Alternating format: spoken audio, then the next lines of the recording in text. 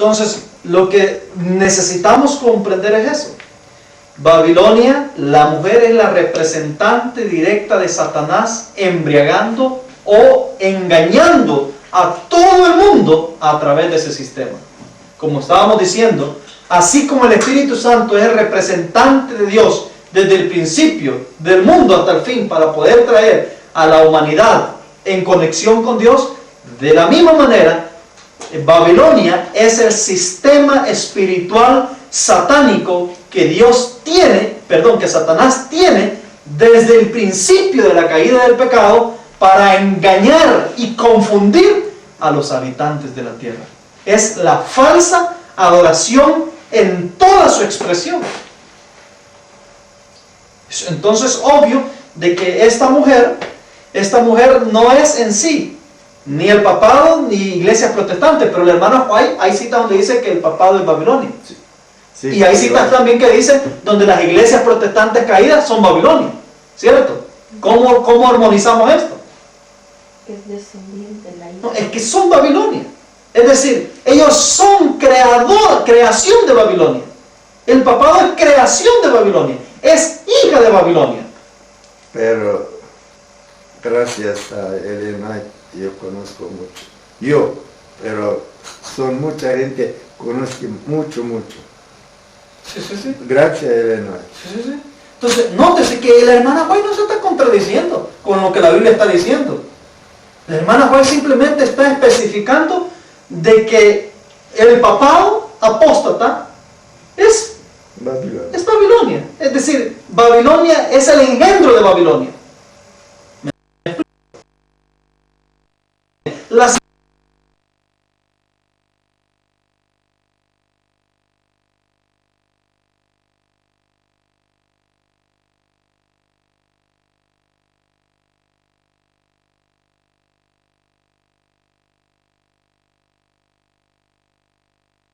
que destruyen a esta mujer. Ahora vamos a ver más adelante, vemos en el libro de Apocalipsis 18, 11, 19 y 23 que los mercaderes de la tierra la lloran, la lamentan sobre ella porque ninguno puede comprar más de sus mercaderías, echan polvo, es decir, se vuelven en luto sobre sus cabezas, dan voces, lloran, lamentan y dicen ay de aquella gran ciudad en la cual todos los que tenían navíos en el mar se habían enriquecido en sus riquezas, porque en una hora ha sido desolada. Tus mercaderes eran los magnates de la tierra, es decir, la gente, los magnates, los poderosos económicamente hablando del planeta, se habían vuelto muy poderosos económicamente gracias a la influencia y al poder capitalista que esta mujer tenía para con los comerciantes del mundo. Ahora, vamos a ver de que el primer castigo sobre Babilonia la dan estos reyes y el segundo es el que viene ahora. Primero, en el libro de Apocalipsis capítulo 17, a Babilonia se le pone bajo la figura de dos elementos diferentes.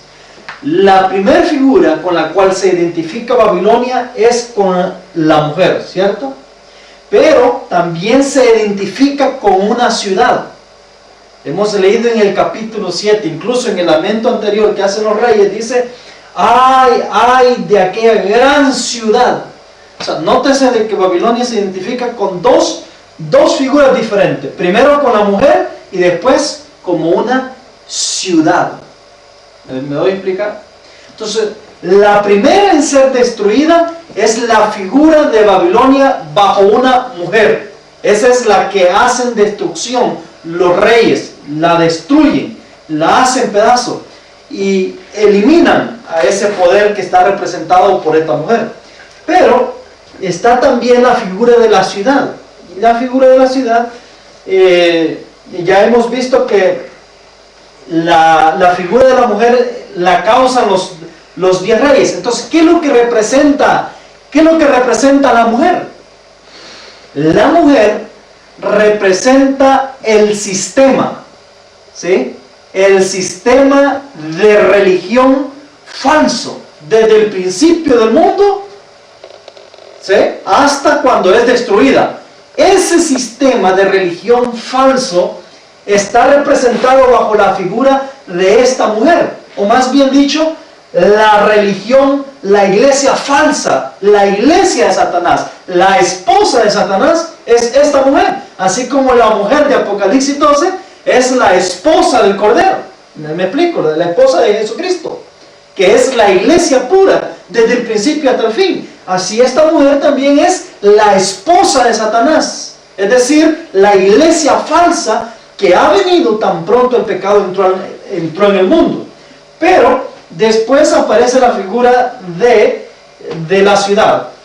Nótese que la mujer, es decir, el sistema es destruido por los 10 cuernos. Ellos la queman, dice Apocalipsis 17, 16. Ahora, ¿qué representa la ciudad? La ciudad representa el territorio, es decir, el territorio y sus habitantes que han sido embriagados por ella. ¿Me voy a explicar? Observes entonces que el territorio y sus habitantes, que está representado por esta ciudad, también van a ser castigados. Y por eso es que se da en Apocalipsis capítulo 18, versículo 4, se dice: y oí otra voz del cielo que decía: salid de ella, pueblo mío. ¿Salid de dónde? De la ciudad, es decir, del territorio, de la ciudad figurativamente hablando.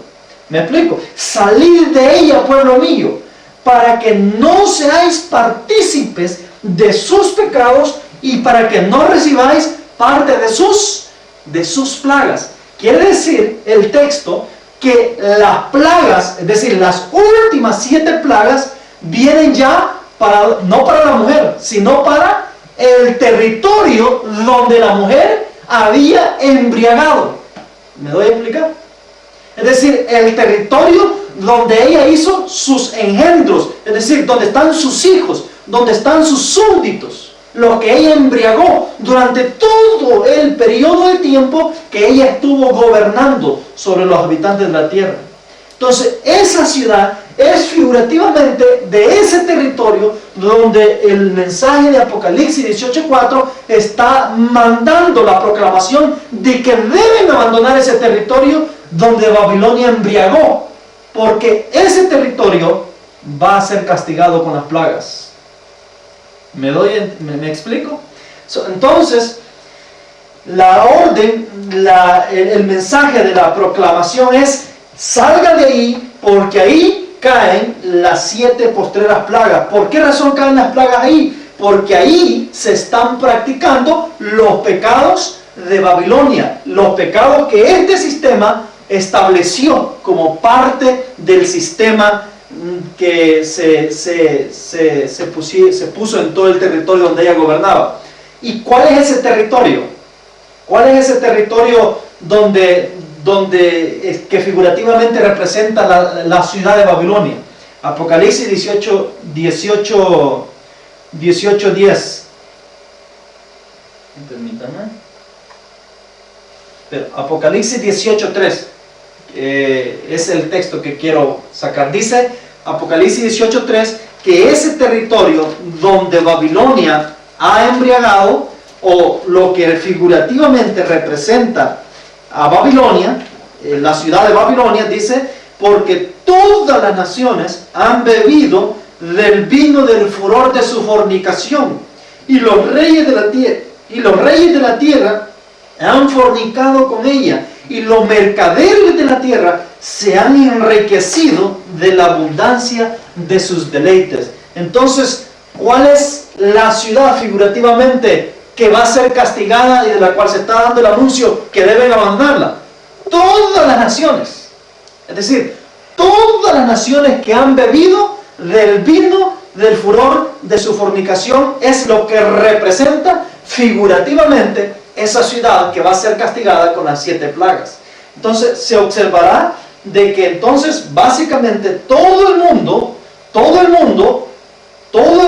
a excepción de un territorio que es el que vamos a tratar más adelantito, Es lo que Dios considera la ciudad de Babilonia, que debe ser castigada por 7 postreras plagas, y de la cual le pide al pueblo de Dios, a los justos que se encuentran en esos territorios, que lo abandonen y puedan escapar del castigo inminente que viene sobre el territorio ahora. El primero es el castigo sobre el sistema, es decir, el sistema lo hacen pedazos los reyes. El segundo es el castigo sobre el territorio, figurativamente representado por la ciudad. Ese no lo van a hacer ya los reyes, ese lo va a hacer Dios, a través de 7 plagas que va a derramarse sobre todas esas naciones. ¿Me di a entender? ¿Está claro el punto? Entonces sigamos. Ahora vamos a ver otro punto, otro detalle que es necesario verlo para poder ver la secuencia de los castigos que recibe esta mujer. Pero los 7 plagas vienen y sobre los 10 reyes rojos. Sobre todo el mundo. Sobre todo el mundo. Porque castiga a Dios. Porque es Dios quien castiga ya. ¿Me explico? Obviamente, recuerden que los reyes rojos han estado gobernando ¿en qué territorio? Comunistas. No, ¿en qué parte del territorio? No, en el territorio de Babilonia, de la mujer. Si lo que hacen los reyes rojos es matar a la mujer, es decir, a la que ha embriagado todos los territorios, lo que hacen ellas es matarla, es decir, eliminan el sistema e implementan el de ellos. ¿Me doy a entender? Pero la implementan sobre los hijos de la mujer, porque eliminan a la mujer, pero sus súbditos están en el planeta, es decir, y son gobernados por los reyes rojos. ¿Me explico? Incluso los mismos reyes rojos estaban en el territorio de Babilonia, y están en el territorio de Babilonia cuando son sorprendidos por Dios. Ha dicho así. Los 10 reyes que eliminan a la mujer son los 10 socialistas. Son poderes socialistas. Ahora, que elimina la mujer. Ahora, al eliminar a la mujer, quiere decir que eliminan el sistema. El sistema religioso. El sistema religioso civil que se había unificado. El sistema religioso. Donde y la ciudad, esto, con mercadillo, con esto. Ahí. Y Dios viene y elimina y socialistas todo. Y capitalistas. Sí. Él elimina todo. Porque todo es de... Todo, es decir, todo. El texto dice que todo había sido embriagado por el vino de esta mujer. Es decir, independientemente islámicos, socialistas, capitalistas, cristianos, budistas, todos habían sido embriagados. Si lo último que fue embriagado y que fue pervertido fue el cristianismo, fue donde la mujer se concentró a destruirlo, porque sabía que dentro de esa religión, a diferencia de las otras religiones, fuera del cristianismo, se encontraba la iglesia verdadera de Dios. ¿Me doy a entender? Por eso es que la concentración de ella de formar un sistema universal para hundir el cristianismo, con el interés de destruir la iglesia. Ok, ahora vamos a ver el otro punto. Babilonia y la bestia indescriptible en la segunda fase. Recuerden de que la bestia indescriptible tuvo 2 fases: la fase imperial y la fase papal. La que vamos a ver ahora mismo es la fase papal. Solo vamos a tomar un detalle de la fase papal, es decir, de la segunda fase de la bestia indescriptible. Esto que ustedes ven es el periodo del año 538 hasta 1798. Esta bestia, que va paralela con la bestia como leopardo de una cabeza, que ya lo hemos estudiado, ¿cierto? Es la misma, es el mismo periodo. Ahora, nótese de que aquí hay un detalle que Daniel nos va a dar para poder identificar cuánto tiempo antes del advenimiento de Cristo los reyes destruyen a la mujer. ¿Me explico? Entonces pongamos atención a este punto, porque el profeta Daniel habló de esa destrucción.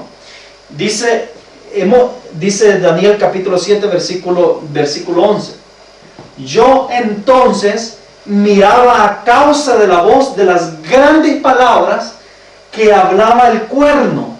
Miré hasta que mataron a la bestia. ¿Cuál bestia? ¿De qué bestia está hablando Daniel? Está hablando de esta, porque esta es la que tiene el cuerno, no el cuerno que hablaba grandes cosas. Entonces dice, y su cuerpo fue destrozado y entregado para ser quemado en el fuego. ¿Qué pasa con esta bestia en particular de acuerdo a lo que Daniel está diciendo? Esta bestia debe ser destrozada y entregada para ser quemada al fuego. Ahora obsérvese, versos 12. Habían también quitado a las otras bestias su dominio, y les había sido dada prolongación de vida hasta cierto tiempo, dice en español. Obsérvase de que en estos dos versículos ocurren dos fenómenos. El primero es que esta bestia que tenía este cuerno dice que es quemada, pero que a la misma vez, mientras esta es quemada, a las otras bestias no se les quema, no se les destruye, solamente se les quita el dominio, pero se les preserva la vida hasta cierto tiempo todavía después de que queman a esta. Entonces eso indica de que esta bestia es la que es quemada primero antes que las otras que Daniel está tratando. Estamos hablando del león, estamos hablando del oso y estamos hablando del leopardo.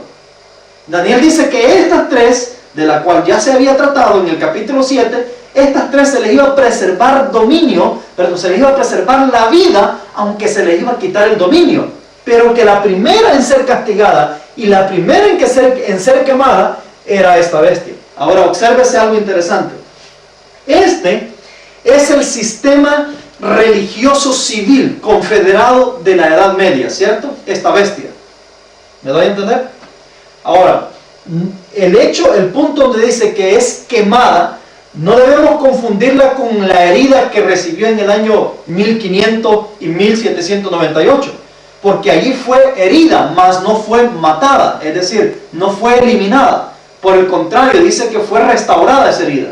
Entonces, la muerte de la cual está tratando el capítulo 7 de Daniel, en el versículo 11, es una muerte posterior, en algún momento después de que ella fue herida y fue restaurada, obviamente. Entonces, obviamente es en el tiempo de la retribución de Dios, cuando Dios pretende castigar los poderes que se han levantado en contra del pueblo de Dios. Ahora, obsérvese de que después viene el sistema de Babilonia. Este sistema babilónico, que es cuando la mujer se sienta sobre la bestia roja, es el antitipo de este sistema. ¿Por qué? ¿Por qué este sistema, esta última bestia con la mujer sentada, es el antitipo de este sistema? Recuerden que el Apocalipsis dijo que la orden de la bestia de dos cuernitos es hacer una imagen, ¿sí? Una réplica de la primera bestia, es decir, de esta bestia o de la bestia de leopardo cuando tenía una cabeza, del mismo sistema. Es decir, en otras palabras, hacer un sistema, porque ya vimos lo que representa la imagen de la bestia, ¿cierto? La imagen de la bestia es la fusión del sistema civil con el sistema religioso unido, gobernando el sistema religioso sobre el sistema civil. Esa es la imagen de la bestia. La marca de la bestia es el domingo, ya lo hemos visto también. No es de leopardo, es la bestia de mixta. Sí, es como leopardo. Como leopardo, Sí, sí. como leopardo, pero no es la bestia. Sí. Vale, gracias. Entonces, obsérvese algo. Este sistema es la imagen de este sistema. ¿Qué es lo que pasa cuando la mujer es quemada?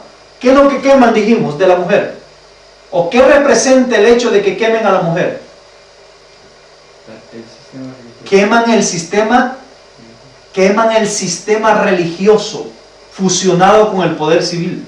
Es decir, ese mismo sistema que había surgido aquí y que se había dado aquí en la primera bestia, es quemado aquí.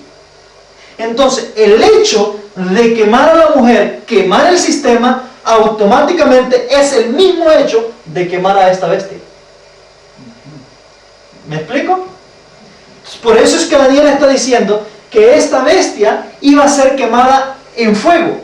Y cuando usted ve a la mujer, dice que los 10 cuernos que están sobre esa bestia aborrecen a la ramera, la desolan, la desnudan, le comen sus carnes y la queman en fuego. En otras palabras, la profecía cumplida de lo que Daniel dijo en relación a esta bestia se cumple con la destrucción de la mujer. ¿Me explico? ¿Entendiste? Sí. Perfecto. Ok, ahora, el texto nos dijo de que esta bestia o este sistema debe ser destruido primero, es decir, es quemado primero, pero que no obstante, después de quemar ese sistema, todavía se le iba a prolongar la vida a las otras bestias que Daniel había visto. Es decir, entiéndase a los 3 anteriores por un periodo de tiempo. ¿Cuánto es ese periodo de tiempo? En el español casi no nos lo dice, es decir, no nos identifica, solo dice se le iba a hacer prolongación de vida hasta cierto tiempo. En la Biblia inglesa, en la King James, en la versión King James, ahí sí le dice cuánto es el tiempo. Dice de que ellos se les iba a prolongar la vida por una estación y un tiempo. Nótese que está hablando del tiempo en el término de Daniel, es decir, un tiempo equivalente a un año y una estación equivalente a 3 meses. En otras palabras, una estación 3 meses y un tiempo 12 meses es un equivalente total de 15 meses. En otras palabras, lo que Daniel está diciendo, que esta bestia o este sistema tenía que ser destruido 15 meses antes de que fueran destruidos el resto de las bestias, que tenían que ser eliminadas también. ¿Me explico? Eso indica de que esta mujer debe ser quemada 15 meses antes de la venida de Cristo, porque es Cristo quien destruye el resto de las demás bestias. Entonces, ¿qué pasa durante esos 15 meses? Durante esos 15 meses, lo que ocurre, y que las bestias tienen vida, es decir, están con vida, aunque se les ha quitado el poder, lo que ocurre durante esos 15 meses es que caen las 7 postreras plagas, indicando de esta manera que antes de las 7 plagas, tan pronto acaba la hora de la proclamación del fuerte pregón, los reyes rojos eliminan a la mujer y las 7 postreras plagas dan inicio a caer sobre la faz de la tierra durante el periodo de esos 15 meses, y estas bestias deberán permanecer hasta la venida de Cristo, que es el que finalmente le pone fin a ellas y las destruye para no volver a la vida nunca más. Pero entonces las plagas duran 7 meses. Si esto 15 Las meses. plagas duran 15 meses. Entonces la plaga que cae, que se convierte el agua en sangre y tal, ¿cómo puede resistir la gente en 15 meses? Tiene su sitio, no todo. Las plagas no son globales, Sí, son regionales, es decir, una plaga afecta el océano Atlántico, pero no afecta el océano Índico, digo. No sé, otro océano, conozcan ustedes. O el Mediterráneo. No son universales. Otra plaga afecta las fuentes de las aguas de todo el continente de Europa, pero no afecta las fuentes de las aguas del continente americano. Otra plaga afecta el sol, y este destruye toda la parte oriental del planeta, pero no afecta la parte occidental. La hermana White dice que no son universales. No obstante, las 7 plagas cubrirán todo el planeta. todo el planeta. ¿Me explico? Una cayendo aquí, otra cayendo, cubriendo el otro territorio, otra cubriendo el otro, otra cubriendo el otro, otra. Todas cubren todo el planeta. pero una sola no es universalmente para todo el planeta. Sí, que no son para matar, sino para atormentar, por decirlo Sí, así. son para matar y atormentar, para ambas cosas. Van a matar y van a atormentar también. Pero no son para eliminar por completo a toda la humanidad, porque quien termina eliminando por completo todo es cuando Cristo aparece.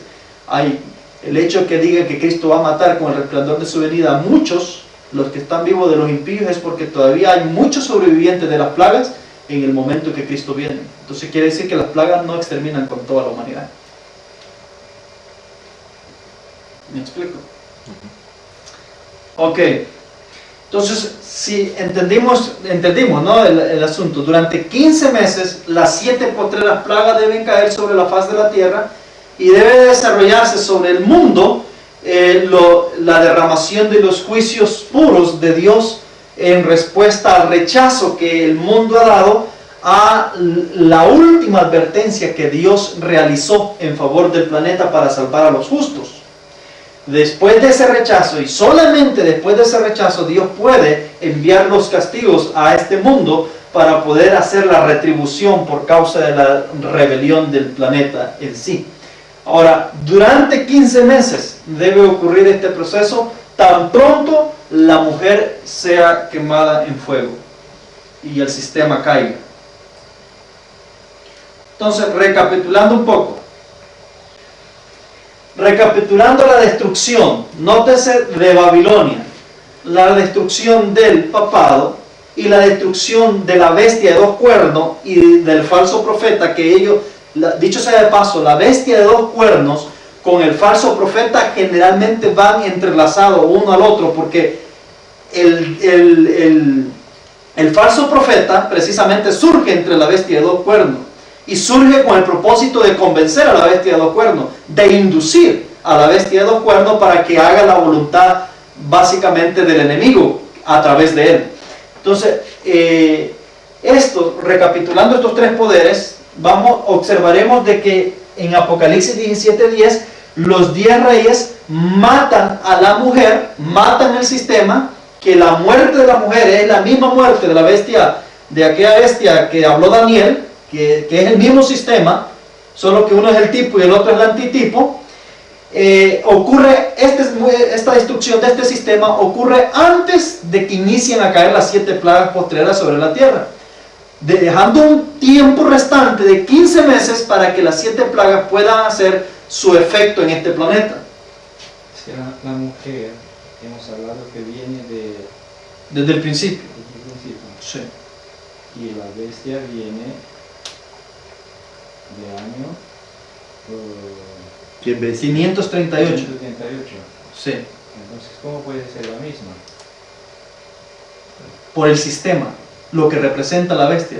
Es que la bestia prácticamente es el resultado de lo que ha hecho la mujer, de la obra de la mujer. Sí, pero te me has confundido en un punto.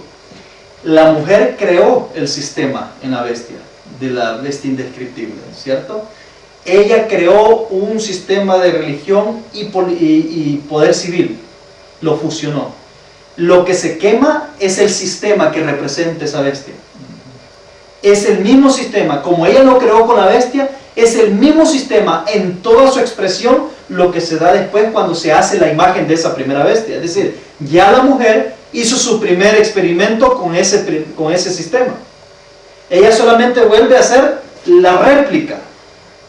¿Me explico? Ya en la última parte de la historia del planeta. Entonces, en realidad el autor es el mismo. Por eso es que al quemar a la bestia, se quema a la mujer. Es decir, al quemar a la mujer es la profecía cumplida de lo que el profeta dijo de quemar a la bestia. Porque esa bestia fue el engendro de esta mujer. Es decir, fue donde la mujer reveló el propósito o la base de lo que ella quiere hacer o de lo que ella quiso hacer para poder obligar las conciencias de las personas en este planeta. No sé si se entiende el punto. Es que no tenemos que entender sobre nosotros porque está... Claro. Ok, entonces, obsérvese de que la mujer entonces es destruida antes de las 7 plagas. Después viene la destrucción del falso profeta y de la bestia de 2 cuernos. la destrucción del falso profeta y la bestia de 2 cuernos ocurre precisamente entre la sexta y la séptima plaga. Dice el Apocalipsis capítulo 19, versículos 20 y 21, dice, y la bestia fue apresada, y con ella el falso profeta. Obviamente la bestia a la cual está haciendo referencia es la bestia de 2 cuernos. Con ella el falso profeta que había hecho los milagros delante de ella, con los cuales había engañado a los que recibieron la marca de la bestia y habían adorado a su imagen. Estos dos, es decir, la bestia de 2 cuernos y el falso profeta, fueron lanzados vivos dentro de un lago de fuego ardiendo con azufre. Dice el versículo 21. Y los demás fueron muertos con la espada que salía de la boca del que estaba sentado sobre el caballo, y todas las aves fueron saciadas de las carnes de ellos. Obsérvese de que hay 2 matanzas diferentes. La primera en ser sacrificada es la bestia y el falso profeta, que habían hecho la imagen de la bestia y que habían engañado a los habitantes de la tierra a través de las señales. Los segundos, que son destruidos, es decir, los demás, que dice ahí el versículo 21, son todas aquellas, es decir, es el resto de la población, el resto del mundo, que es destruido precisamente en el advenimiento de Cristo cuando vuelve por segunda vez. Indica entonces de esta manera que la bestia y el falso profeta mueren antes de la segunda venida de Cristo, quedando el resto para poder ser destruidos en el momento de la venida de Jesús. Más adelantito vamos a ver exactamente en qué momento es destruida la bestia de 2 cuernos y el falso profeta. Creo que te has equivocado. La bestia de 2 cuernos está destruida antes de la venida de Cristo. Sí. También. Sí. Y también la mujer y la bestia. La mujer es destruida 15 meses antes de la venida de Cristo. Pero esta mujer, esta bestia y este falso profeta es destruido entre la sexta y la séptima plaga. Más adelante, cuando veamos el punto del Armagedón, vamos a ver en qué momento mueren ellos. Este lago, el literal, de fuego. ¿El lago de fuego? El literal, es el literal, ¿no? Pues el Sí, es el tipo de lo que va a ser el lago de fuego después de la venida de Cristo. Es que el tema está en que, claro, en Estados Unidos tienen la zona esa del parque Yellowstone, ese que dicen que hay ahí debajo un volcán que en cualquier momento No sé. y que va a acabar con todo Estados Unidos. Sí, pero la Biblia no identifica un lugar específico. Hombre, será ahí en Estados Unidos que está el profeta y el falso. Y hay otra cosa, que esta bestia está fusionada con papado, y entonces No, acuérdate que esta bestia ya no está fusionada con el de papado, 2 cuernos y de... ya ha sido dividido, porque el sistema fue quemado ya por los 10 reyes. Ya está descentralizado, ya está cada quien por su lado. Entonces se va la bestia de 2 cuernos y el falso profeta, y el papado se queda todavía. El papado queda con vida hasta la segunda venida de Cristo. Porque el sistema está dividido. Recuerden que cuando la mujer es quemada, el sistema unificado que había de los 3 poderes que habían formado a la mujer, queda descentralizado. Es decir, queda dividido ya. Ya no están unificados porque el sistema ha sido destruido. ¿Me doy a explicar? Eso quiere decir de que para este momento cada quien recibe su castigo en diferente tiempo.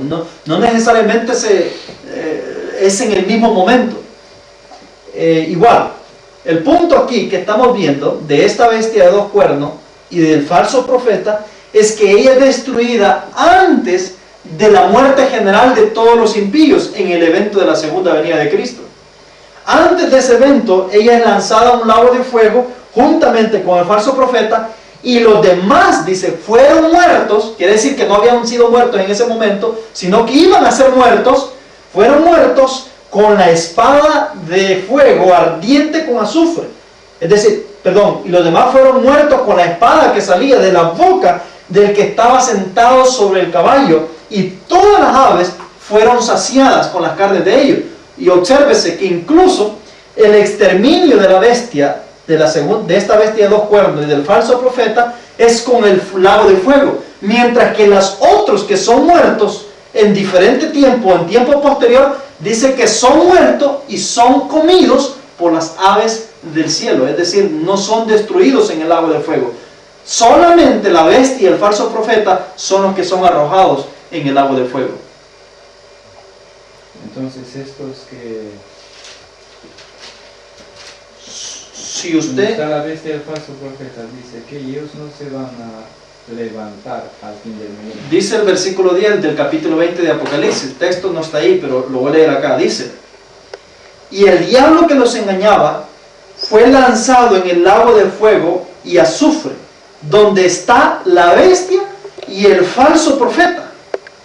Nótese que dice de que ahí se encontró a la bestia, donde estaba ya la bestia y el falso profeta en el lago de fuego. Quiere decir de que la bestia y el falso profeta en la resurrección final de todos los impíos después del milenio no se levantan, es decir, no vuelven a la resurrección, sino que quedan.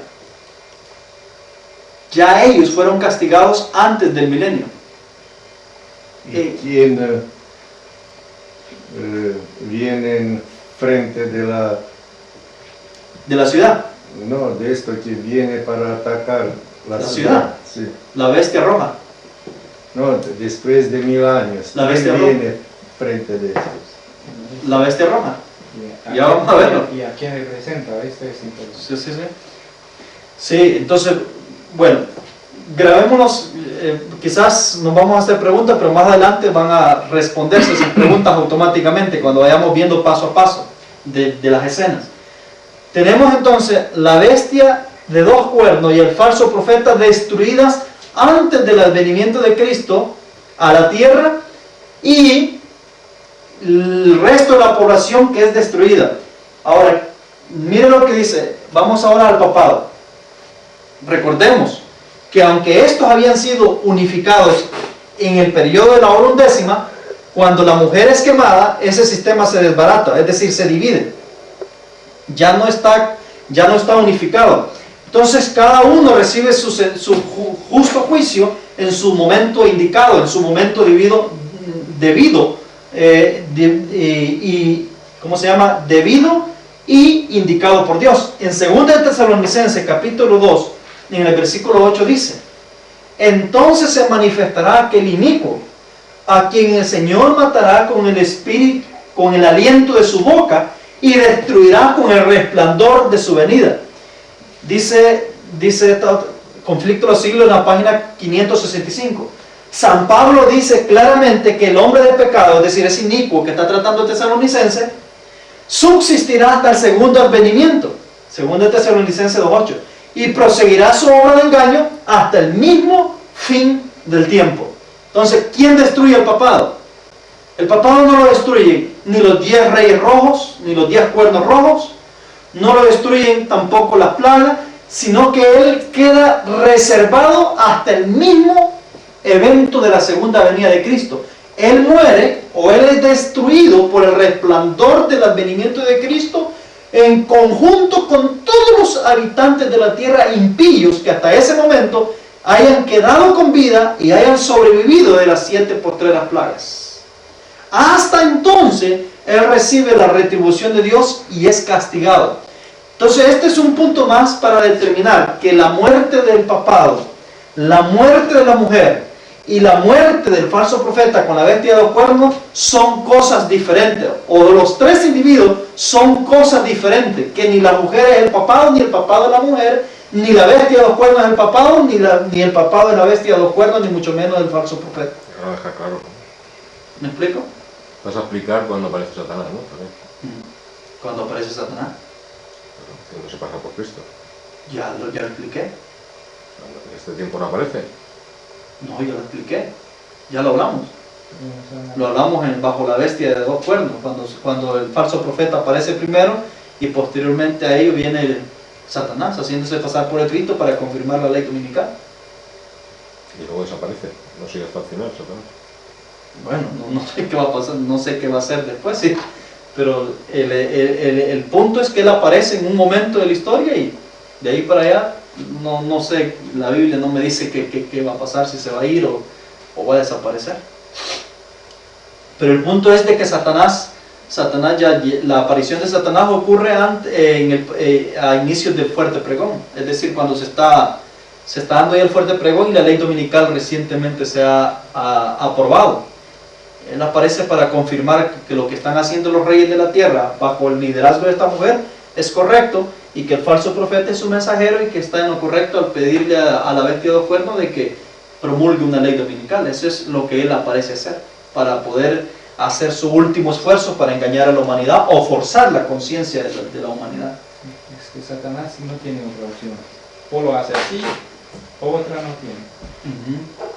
Ok, entonces entendemos, ¿no? Estos tres sistemas son diferentes. Cada uno es castigado en su diferente tiempo y por diferente forma, diferente método que Dios usa para destruirlos a ellos. ¿Ok? ¿Cuánto me falta? Te quedan 21 minutos todavía. Meditemos ahora. En Hechos de los Apóstoles, en la página 465.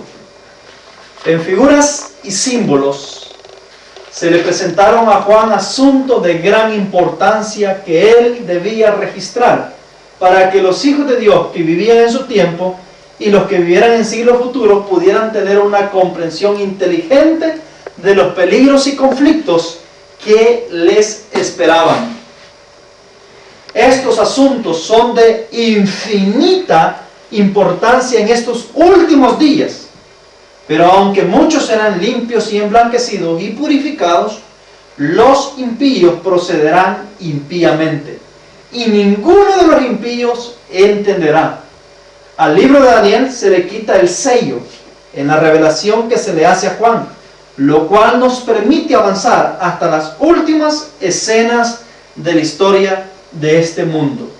Estamos tratando básicamente toda la historia profética de las naciones y de la iglesia de Dios a través de símbolos y figuras. Nunca debemos desviar nuestra mente que estamos tratando con símbolos y figuras. Es decir, la mujer es una figura, las bestias son una figura, el falso profeta, todo esto son figuras que se presentan. Dentro de las figuras hay aplicaciones de diferente naturaleza, de la cual, de acuerdo a la presentación que el profeta está presentando, debemos comprenderlas o debemos entenderlas. Y para eso es que usamos a la sierva de Dios también, para que ella dé llaves o ponga las llaves para abrir estas puertas de todos estos escritos. Hay una cita también del Espíritu Profecía donde dice que el libro de Apocalipsis es un libro abierto, es un libro que ya está revelado, no es un libro que está oculto. Todo lo que está en el Apocalipsis ya está revelado y explicado, y tiene como propósito indicarnos todo el proceso de la historia, especialmente para nuestros tiempos, porque es un libro más dedicado a la era cristiana que a la era antigua, es decir, del Antiguo Testamento. El libro dedicado más al Antiguo Testamento es el libro de Daniel. Ambos libros cubren la fase del Antiguo Testamento y la fase del Nuevo Testamento, era antigua y era nueva. El mundo dice que es Ok, ahora vamos a tratar el asunto del desierto. Para poder encaminarnos a las siguientes secciones que vienen, vamos a tener que entender bien el término del desierto, para poder ver dónde se van a librar las dos últimas guerras que vienen después de que el fuerte pregón haya terminado. Cuando el fuerte pregón termina, hay dos guerras más que se libran. La penúltima, que es el Armagedón, que es la última en el periodo cristiano, es decir, en el periodo antes de la segunda venida de Cristo, que es la madre de todas las guerras, de toda la historia del mundo de pecado. Y la última, que es la última guerra de la rebelión, es decir, que es la que libra el mismo Satanás. Satanás libró la primera guerra en el cielo, ¿sí? Hemos leído que allá fue la primera guerra. Bueno, la segunda guerra de su rebelión, que ya que envuelve a todas las huestes, tanto espirituales como carnales, la va a librar después del milenio. ¿Me doy a entender? Es decir, cuando se reúnen, cuando el Señor Jesús trae la ciudad y se sienta en la tierra de la ciudad y Satanás intenta tomarla otra vez por la fuerza. Allí es cuando él libra la última guerra de su rebelión. Entiéndase de su rebelión que inició desde el cielo, en disputa por adquirir el trono de Dios. La termina después del milenio, pero antes de esa es la del Armagedón, y esa es donde todas las huestes de la tierra están envueltas y donde los poderes del mal también están envueltos, coordinando esta guerra para poder librar o para poder destruir al pueblo de Dios en particular. Ahora, volviendo al punto del desierto, cuando la Biblia nos dice en Apocalipsis 17:3, y me llevó en el espíritu al desierto, y vi a una mujer sentada sobre una bestia escarlata, llena de nombres de blasfemia, y que tenía 7 cabezas y 10 cuernos. El profeta está identificando a esta bestia con esta mujer precisamente en el desierto. Este es el último territorio que nos falta tratar. Las primeras 5 surgen en el mar, que representa el mundo antiguo. La 6ª surge en la tierra, que representa el mundo nuevo, el continente americano. Y la última surge en el desierto. Es en el desierto donde el profeta la ve. El hecho de identificar el desierto es para poder identificar que en ese tiempo ya existe algo opuesto al desierto. ¿Qué es lo opuesto al desierto? Lo opuesto al desierto, cuando alguien va, o si han visto ustedes alguna vez películas de historia, cuando iba al pueblo, bueno, el pueblo de Israel, ¿cierto? Iban por el desierto. ¿Qué es lo que ansiaba ese pueblo? Llegar a una tierra donde hubiese ¿qué? Donde hubiese fruto, donde hubiese comida, donde hubiese agua. En otras palabras, llegar a una tierra fértil, porque eso es lo contrario al desierto. El desierto es contrario a una tierra fértil. Quiere decir que cuando esta bestia surge en el desierto, indica que para cuando ella va a gobernar conjunto con esa mujer, ya existe una tierra fértil sobre la tierra. Ya existe un territorio llamado, bajo los labios de la inspiración, a ese territorio se le llama una ladera fértil, que es el único lugar de la tierra que Dios considera como un lugar fértil. Y vamos a ver por qué razón Dios lo considera un lugar fértil, porque es fértil en todos los sentidos. Para empezar, un lugar fértil, una mujer fértil, ¿qué es lo que provee? ¿Qué es lo que da? Hijos, da vida, es decir, produce descendencia. Eso es lo que produce una tierra fértil, produce vida. ¿Me explico? ¿Qué es lo que produce un desierto? Muerte, lo contrario a la vida, porque no es fértil, no hay vida en él. Eso quiere decir de que cuando esta mujer está en ese desierto, gobernando esa bestia, está en un lugar sin vida, en un lugar infértil. No hay posibilidades de escapar con vida de ese territorio, de ese desierto, a no ser que busque una escapatoria y decida ir a tierra fértil para poder subsistir. Eso quiere decir de que lo único que van a encontrarse en ese desierto es muerte. Y es precisamente lo que vamos a ver ahora mismo. Si hay muerte, obviamente hay vida, porque Dios habrá puesto ya la opción para darle la oportunidad a la humanidad para que el que quiera vivir, pueda vivir. Entonces, el desierto infértil más una ladera fértil versus una ladera fértil es el punto en disputa cuando esta bestia surge o viene a la existencia gobernada por esta mujer. En el libro de Isaías, en el capítulo 5 y en el versículo 1 dice: ahora cantaré por mi amado el cantar de mi amado a su viña. Tenía mi amado una viña en una ladera fértil. Nótese que en los labios de Isaías Dios identifica una ladera fértil en este mundo. Y es precisamente esa ladera fértil donde el Dios del cielo tenía a su viña en el tiempo de Isaías. Observará que Isaías dice en el versículo 7 del mismo capítulo 5, dice, ciertamente la viña del Señor de los ejércitos es la casa de Israel. Y dice, y los hombres de Judá, su planta deliciosa, esperaba juicio, y he aquí vileza, justicia, y he aquí clamor. Nótese entonces de que cuando Dios saca a Israel de Egipto, lo conduce precisamente a esa ladera fértil. Entonces, ¿de qué ladera? ¿A qué es lo que Dios reconoce como una ladera fértil en la tierra? Precisamente la tierra de Canaán. Es eso a lo que Dios le llama ladera fértil, que es donde su viña, es decir, su pueblo, tenía que asentarse, tenía que establecerse para poder habitar en ese lugar. Y eso fue lo que Dios hizo. Dios saca a Israel de Egipto, lo lleva por el transcurso del desierto y lo establece en Canaán, una tierra que emana leche y miel, una tierra fértil, según describe la literalidad del tipo, y es ahí donde Dios establece a Israel. Y allí pasan muchos siglos de años establecido, hasta que Israel se rebeló contra Dios. Se rebeló contra Dios y decidió destruir todos los principios que Dios le había puesto como requisito para poder él proteger y bendecir ese territorio. Entonces, en lugar de ser un pueblo de juicio, fue un pueblo de vilezas y de injusticia.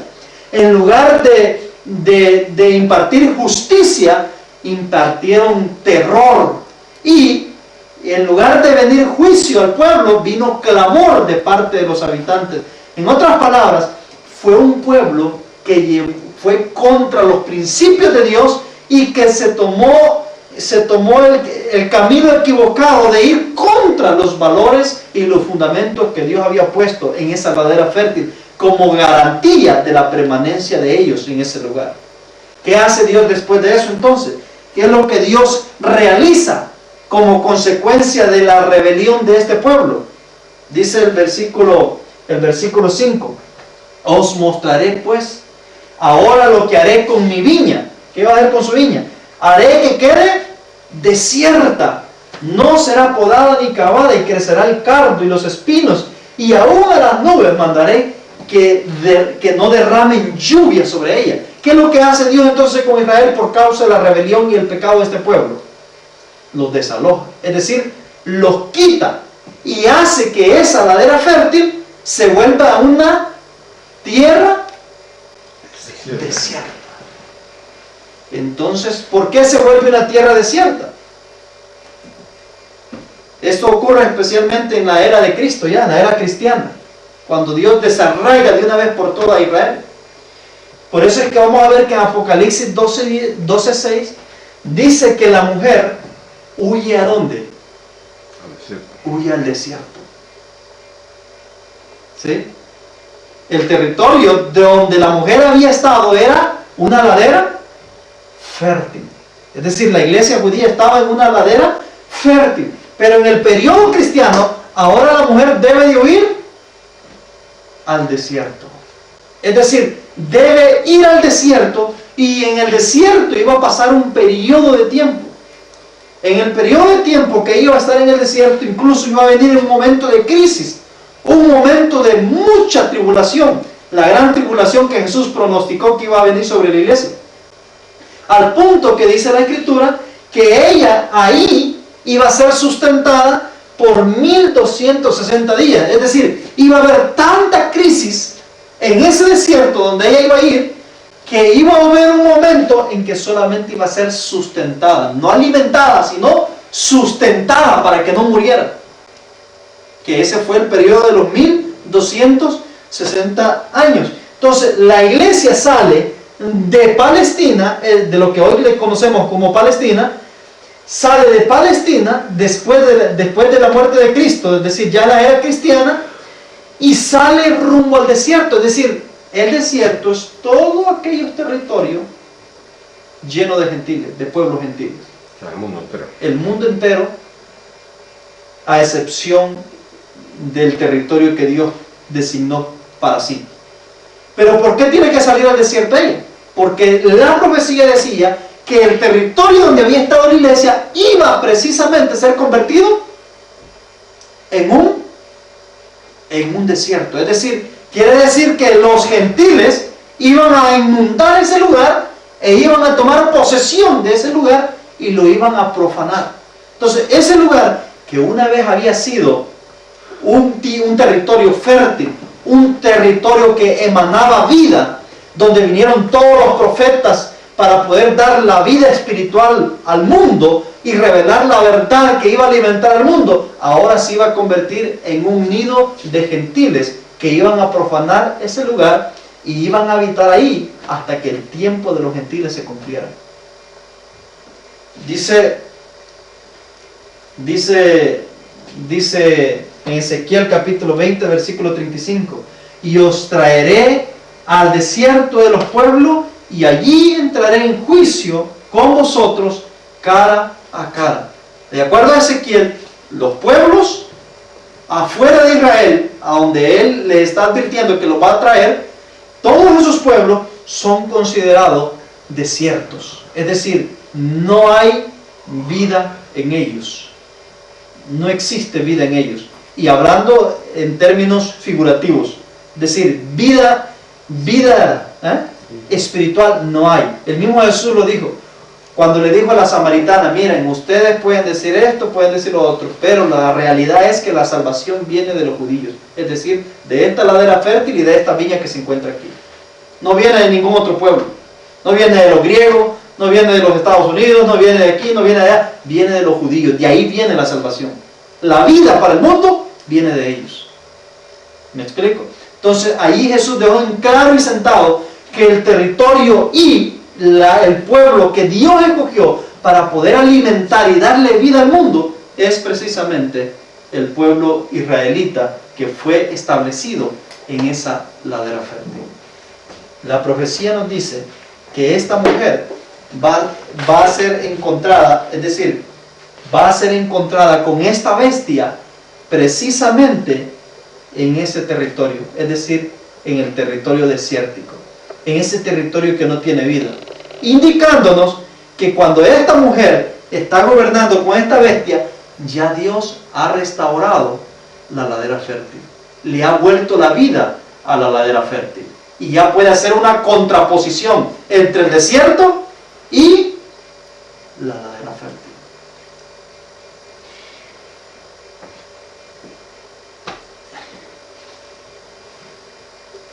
Por ahí la orden que se da, Apocalipsis 18:3.